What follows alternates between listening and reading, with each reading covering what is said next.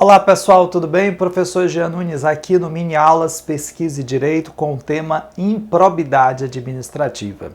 Nós vamos ver no episódio de hoje quais são os entes públicos, as entidades que podem ser sujeitos passivos, isto é, sofrer atos de improbidade administrativa. Vem comigo após a vinheta.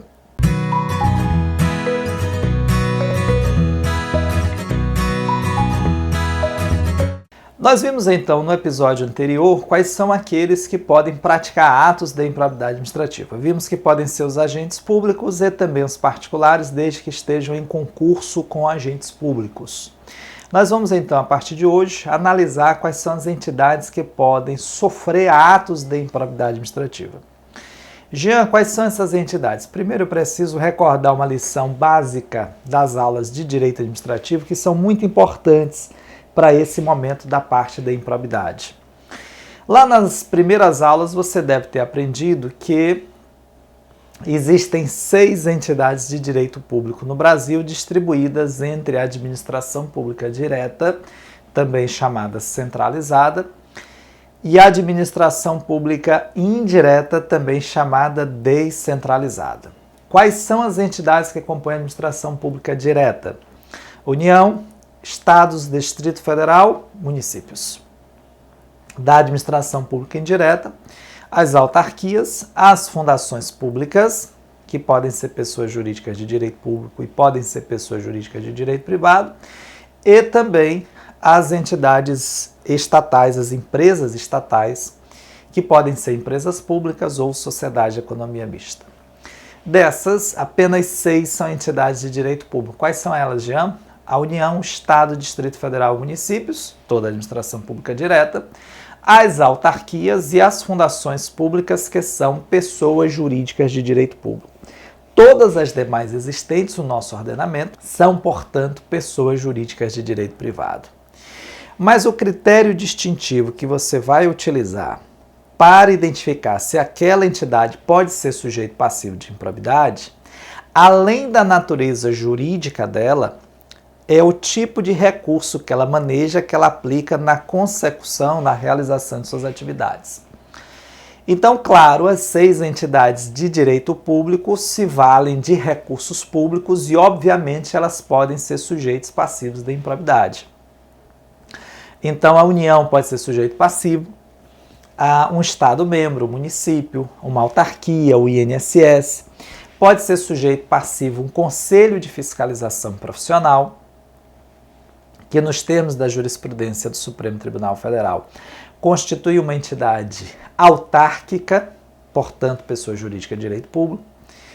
A OAB não, porque a OAB ela tem natureza jurídica sui generis, ela é uma entidade híbrida, com algumas poucas normas típicas características do regime de direito público, mas no geral é uma entidade que se submete em função da necessidade de maior liberdade para sua atuação em âmbito estritamente privado.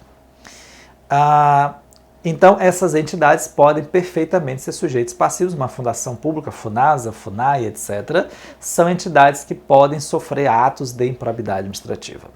Quando você vai para o lado das entidades que são de direito privado, o simples fato de ser de direito privado não impede que ela possa ser, claro, sujeito passivo, que ela possa sofrer um ato de improbidade. Basta que raciocinemos que essas entidades podem manejar recursos públicos. Vamos ver aqui o caso, por exemplo, dos partidos políticos, que embora sejam entidades de direito privado, eles, claro, recebem recursos provenientes do fundo partidário, que são recursos públicos. Vamos imaginar que uma ONG, uma entidade privada, que celebre com o Estado em sentido amplo, um contrato de gestão e recebe, em razão desses contratos de gestão, a ONG que celebra um contrato de gestão passa a ser chamada de organização social. Deu branco aqui, subiu a qualificação, mas voltou aqui. Então ela celebra o contrato de gestão, se torna, portanto, organização social e recebe recursos públicos. Ao aplicar esses recursos, ela precisa, claro, ela precisa observar as regras, os princípios da administração pública, sob pena de correr o risco de cometer algum ilícito, né, os seus agentes cometerem algum ilícito e a própria entidade ser a vítima de um ato de improbidade administrativa em razão dos recursos públicos que ali foram mal versados, mal aplicados. Então, em se tratando de entidade de direito público, claro, ela pode ser sujeito passivo de improbidade. Em se tratando de entidade privada, é possível que o ato de improbidade alcance aquela parte em que a entidade se vale ou maneja recursos que são provenientes de origem pública. É perfeitamente possível nessa perspectiva. Perfeito? Então, visto o que é a improbidade administrativa, quem pode ser o seu sujeito ativo, quem pode ser o seu sujeito passivo, nós vamos ver agora a tipologia, quais são os atos de improbidade previstos na Lei 8.429 de 1992, e na sequência a gente vai para a melhor parte, a parte mais interessante, que aqui tem mais jurisprudência, que é a parte que trata da aplicação das sanções. Perfeito? Mas isso é claro, tema para o nosso próximo Pesquisa de Direito. Aguardo você lá.